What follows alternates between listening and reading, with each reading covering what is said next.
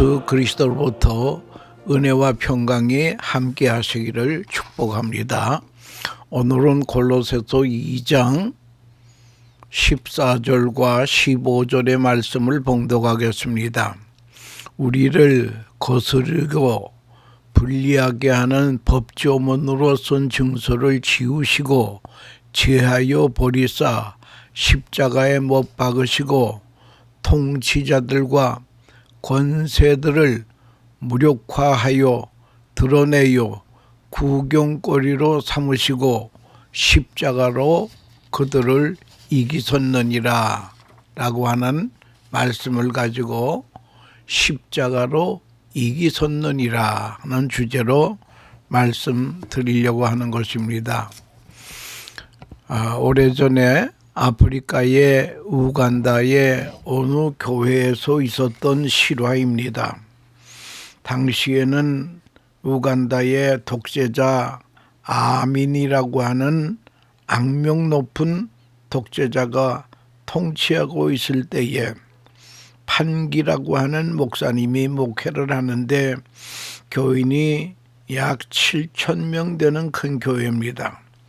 영적인 지도자로 큰 사역을 감당하면서 부득불 때로는 정부를 비판도 하고 독재자에게 억압당하는 백성들을 위로하는 설교를 하곤 했습니다. 이것이 정부에 알려져서 부활주일 아침에 비밀 경찰 5명이 찾아왔습니다. 예배 후에 목사님실에 이들이 찾아가서 총을 겨누며 반국가 사범을 처단하기 위해서 왔다고 총을 들여댑니다. 이때 목사님은 나는 죽는 것을 조금도 두려워하지 않습니다. 나에게 2분간 시간을 주시면 기도하고 나의 생과 목회를 마감하려고 합니다. 그리하여 허락을 받고 목사님은 무릎을 꿇고 하늘을 향하여 또박또박 큰 소리로 기도합니다. 하나님 아버지, 우간다의 통치자 이디 아멘을 용서해 주시옵소서.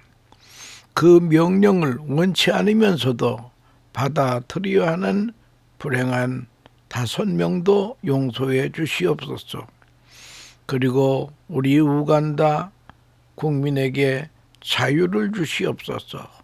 내 사랑하는 조국이 사랑의 땅, 의의 땅이 되도록 인도하여 주시옵소서. 나의 죽음으로 다시는 이런 비극이 되풀이되지 않도록 해 주시옵소서. 예수님의 이름으로 기도합니다. 아멘 하고 기도를 마쳤습니다. 기도하는 목사님의 눈에는 하염없이 눈물이 흘렸습니다. 그 기도를 들었던 비밀 경찰들도 울었습니다. 마침내 대장되는 사람이 목사님, 우리가 엄청난 실수를 할 뻔했습니다. 못 보고 못 들은 것으로 하겠습니다 하고 그들은 조용히 사무실을 나갔다고 하는 것입니다. 여러분, 이 세상에서 가장 강한 것이 무엇입니까? 그것은 다른 것이 아니라 용서의 기도라고 하는 것입니다. 사람은 죽음 앞에서 아무 대적이 없습니다. 그러므로 죽임이 가장 강합니다. 그러나 죽음보다 강한 것이 십자가라고 하는 것입니다. 십자가는 죽음을 이길 수 있다라고 하는 것입니다. 그리스도인이 누구입니까?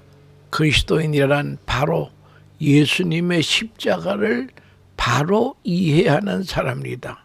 십자가에 대한 바른 응답이 있어야 그리스도인이라고 하는 것입니다. 십자가는 죽음이 옳시다. 인류 역사상 가장 비참하고 부끄럽고 저주스러운 죽음이 십자가의 죽음입니다. 그러나 우리가 생각하는 십자가 안에는 무궁무진한 비밀과 신비와 생명력이 있습니다. 이것이 예수 믿는 것입니다. 예수님은 십자가를 몇 시간 앞에 놓고도 너희가 다 나를 버릴 것이다. 그러나 나 혼자 있는 것이 아니다. 내가 세상을 이겼노라고 요한복음 16장은 말씀하고 있습니다. 그러니까 예수님의 십자가는 내가 세상을 이겼노라 선포하시고 십자가를 지셨다고 하는 그런 말이 되겠습니다. 예수님은 십자가상에서 저희들의 죄를 용서해 주시옵소서 알지 못해서 그러기 때문입니다.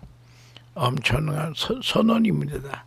죽으면서 죽이는 자를 위해 여유 있게 용서의 기도를 하시는 것입니다. 거기에 승리가 있습니다. 만약 십자가상에서 이놈들 두고 보자 하셨다면 사탄은 완전히 달라졌을 것입니다. 저희들의 죄를 용서해 주시옵소서. 이 한마디가 세계 역사를 바꿔 놓았다고 하는 것입니다. 예수님의 십자가는 불가피해서 지신 것이 아닙니다. 어디까지나 자발성이었습니다.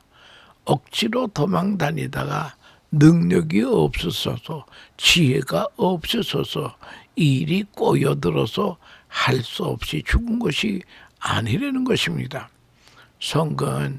성경이 증언하는 십자가는 우연한 일이 아닙니다.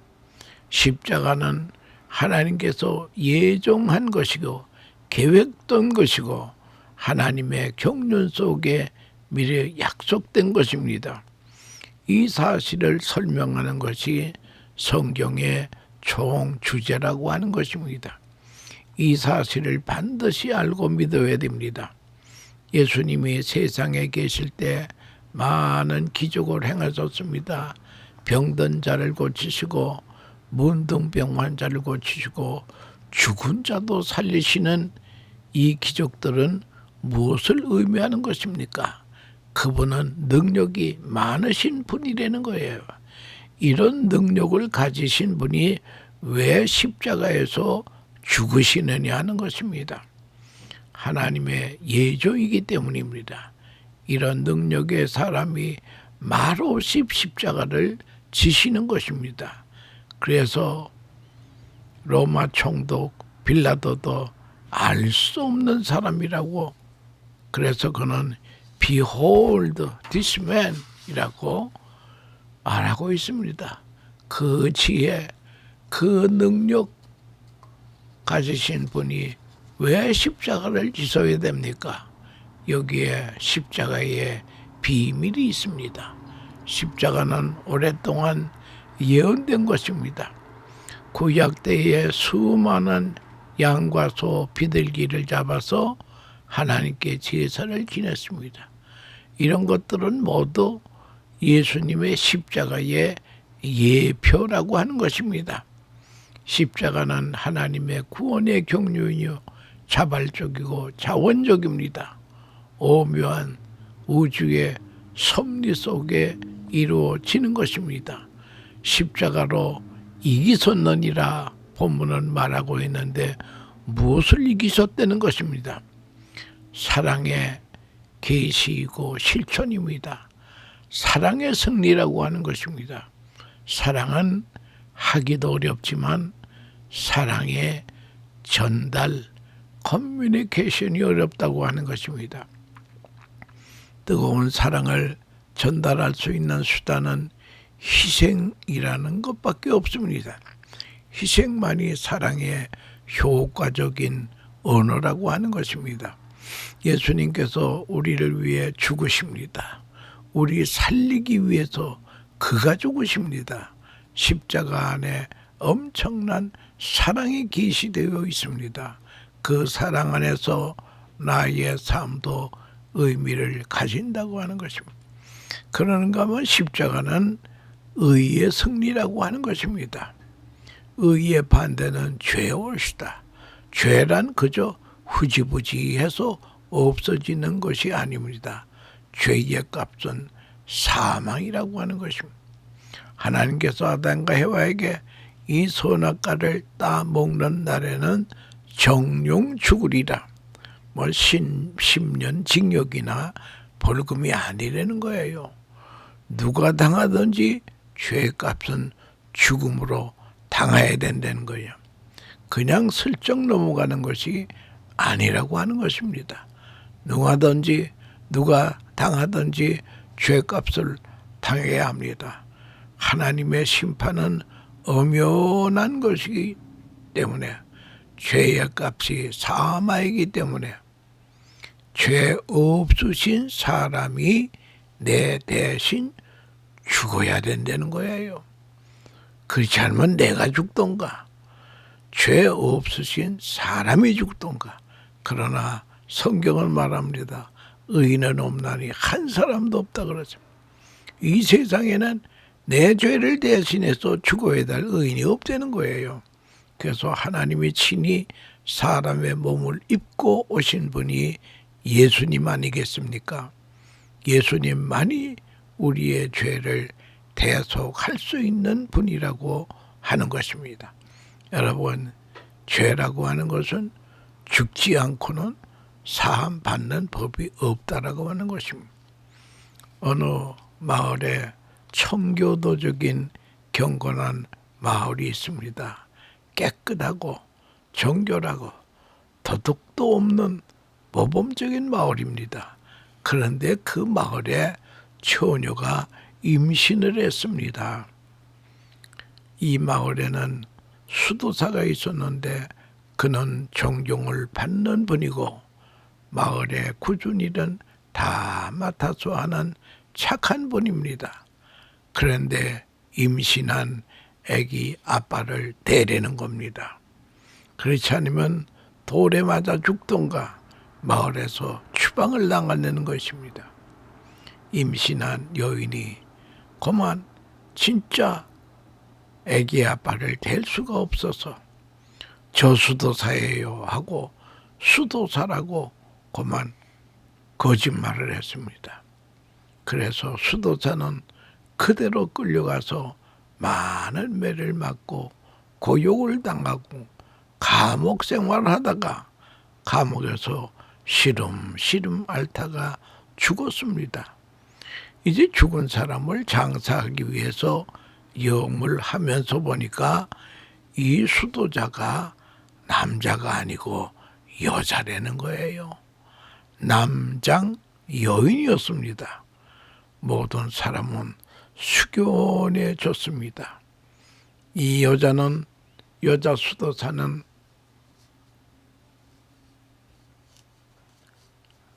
남장 여인이었습니다. 모든 사람은 숙연해졌습니다. 이 수도사는 이 아이가 내 아이 아니라고 왜 말을 못했을까요? 처녀 살리기 위해서 자기가 죽는 것입니다. 자기가 죽어야만 누군가 살릴 수 있기 때문입니다. 여러분, 십자가는 의의 승리입니다. 예수님이 우리 대신 죽으셨습니다. 하나님의 공의가 십자가에서 충족이 되었습니다. 이것을 충족의 원리라고 합니다. 그래야 죄인이 의인처럼 살게 된다라고 하는 것입니다. 14절에 하나님께서 우리를 거스려 대적하는 조문들이 담긴 채무 증서를 제거하시고 그것을 십자가에 못 박아 우리 가운데에서 없애버리셨습니다 라고 하는 성경이 있지 않습니까? 그리고 세 번째는 십자가는 긍휼의 승리옵시다. 하나님은 우리를 불쌍히 여겼습니다. 은혜의 승리요 긍휼의 승리라고 하는 것입니다. 십자가상에서 예수님은 저들의 죄를 용서하여 주세요. 십자가만이 긍휼의 승리를 보장합니다. 성경은 긍휼은 심판을 이기느니라 라고 했습니다. 네 번째는 십자가는 죽음의 승리올시다. 십자가는 죽음을 넘어서고 초월합니다. 죄 때문에 죽음이 이 땅에 왔습니다. 이 십자가는 죄의 문제를 해결하니까 죽음의 문제는 자동적으로 해결이 된다는 거예요. 십자가는 생의 끝이 아니라 영원한 세계의 시작이 되는 것입니다. 십자가 사건을 믿을 때에 죽음의 세계를 훌쩍 넘어간다는 거예요. 예수를 믿는 사람들에게 생명의 길입니다. 독일의 신학자 칼 발트는 인생의 단 한 번의 기회라고 하는 책에서 사람에게 많은 기회가 있는 것 같아도 가장 중요한 기회는 단 한 번이라는 거예요. 단 한 번의 기회는 죽음의 기회올시다. 이 죽음의 기회를 어떻게 맞이하느냐, 이 가장 중요한 것입니다. 죽음을 영원한 생명의 세계로 향해 가는 길로 맞이하느냐, 아니면 영원한 저주의 길로 끝내는 것이냐. 그러므로 사람이란 죽음을 향해 가는 존재입니다. 오래전에 불교의 그 성철 스님이 세상을 떠난 다음에 그분의 관에서 신문 보도를 본 적이 있습니다. 그는 아무 소유도 없었습니다. 누워서 자지도 않고 앉아서 잤다라는 거예요. 이쑤시개 하나로 10년을 썼다는 거예요. 아주 청빈한 분입니다. 고매한 삶을 살았습니다. 그러나 그가 죽음 앞에서 고백을 합니다. 내 일생 수많은 남녀를 속여 내 죄가 수미산을 넘는도다. 산채로 무한 지옥에 떨어지는 한이 만갈래 되는구나 라고 하는 그런 고백을 했습니다. 여러분, 고매한 생이 죽음의 문제를 해결하지 못한다고 하는, 죽음이라는 한순간 아름다운 작품으로 만들어내야 된다라고 하는 것입니다. 옛날 헬라의 철학자 소크라테스가 그 나쁜 사람의 무고로 인하여서 그만 사형을 당하게 되지 않습니까? 사형장으로 나갈 때에 소크라테스의 제자들이 선생님을 따라오면서, 선생님, 죄가 없으신 분이 왜 죽으셔야 됩니까? 그렇게 할 때에 가던 길을 멈추고 제자들에게 하는 말이, 이 사람들아, 사람이 죽을 때에 죄가 있어서 죽어서야 되겠느냐 하면서 형장으로 나아가더라고 하는 것입니다. 사람이 죽을 때에 죄가 있어서 죽어야 되겠느냐, 참 그 귀한 말입니다. 여러분, 죽음이라고 하는 이 순간에 내 죄의 문제를 해결하고 맞이하느냐, 죄의 문제를 해결 못하고 맞이하느냐, 이것이 상당히 중요하다고 하는 거죠. 죽음이라고 하는 한순간을 아름다운 작품으로 만들어야 되겠죠. 그래서 항상 우리는 두 가지를 생각해야 됩니다. 모멘토 모리, 당신은 반드시 죽어야 한다는 것을 기억하라. 모멘토 도미니, 당신은 주님을 생각하라. 주님을 생각하라고 하는 것은 주님의 십자가와 부활을 생각하라는 거예요. 이 죽음을 주님의 십자가와 부활로 연결지으라는 것입니다. 우리 예수 믿는 사람은 죄에 죽고 의에 살고 그리스도와 연합한 자가 되는 게 아닙니까? 이것이 마지막 우리가 죽음을 맞이할 자세라고 하는 것입니다. 사람은 죽습니다. 그러나 주님을 생각하라. 십자가 지시고 부활하신 주님을 생각하라. 바로 이것이 내 생에 있어서 딱 한 번의 기회입니다. 이 기회가 나의 일생의 운명을 바꾸어 놓습니다. 북한에 한 12년간 다니면서 도우시는 목사님이 계셨어요. 평양에 학교도 세워주고 많은 쌀을 갖다 주었습니다. 좋은 일 많이 했어요. 그런데 공산당원들이 그 목사님에게 여담으로 왜 당신은 북한에 식량을 가져오고 학교를 세워줍니까? 바라는 것이 무엇이요? 그랬더니 목사님은 아무것도 없습니다. 그래도 말해달라고 졸리니까 하신 말씀이 예수 믿는 사람 죽이지 마세요. 2000년에 400명 죽이지 않았습니까? 그랬더니 시인을 하더라는 거예요. 기독교에는 안 죽일 수밖에 없는 것이 기독교는 공산당보다 강하기 때문입니다. 공산당은 죽음은 두려워하는데 예수 믿는 사람들은 죽음을 두려워하지 않더라는 거예요. 죽음을 도리어 영광으로 생각하며 죽는다는 거예요.